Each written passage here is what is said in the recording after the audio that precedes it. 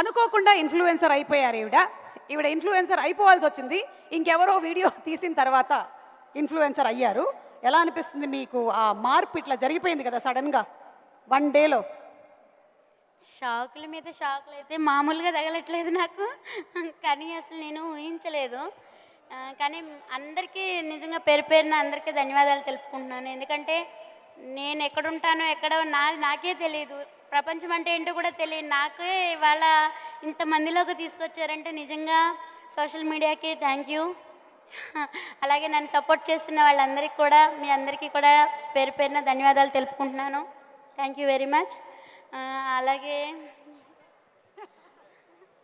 కానీ చాలా సంతోషంగా ఉంది.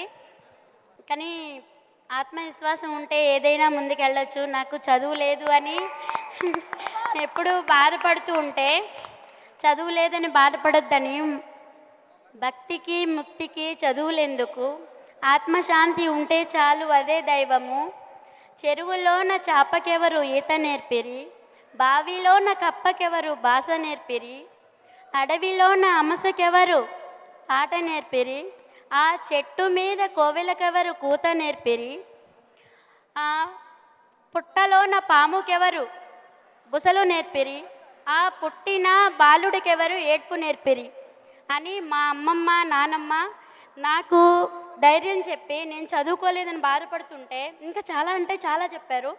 కానీ చదువు ఒక్కటే కాదు, నీ ఆత్మవిశ్వాసం ముందర పని అనేది నేర్చుకుంటే మనం చేసిన దానికి ప్రతిఫలం ఆశించకుండా ముందుకు వెళ్తే అంతా మంచిగా జరుగుతుందని చెప్పారు. కానీ నిజంగా నేను ఎప్పుడూ ఇలా ఎక్స్పెక్ట్ చేయలేదు.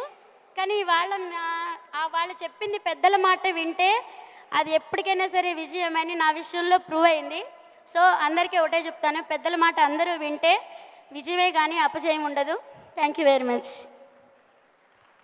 ఓ మై గాడ్, అసలు నీకు 2 లివర్లు ఎక్స్ట్రా అని చెప్పి మొదలుపెట్టి మీరు ఎక్కడి నుంచి ఎక్కడికి వెళ్తున్నారు. ఐ థింక్ త్వరలోనే ఆవిడ వెల్బీయింగ్కి సంబంధించినటువంటి చిన్న చిన్న వీడియోస్ కూడా రిలీజ్ చేస్తే అందరం కూడా చక్కగా వినేలాగా ఉన్నాము. మీరే ఆత్మవిశ్వాసానికి నిలువెత్తు నిదర్శనంగా ఉన్నారు కుమారి గారు. హార్టీ కంగ్రాచులేషన్స్ అండి టు యూ. సూపర్.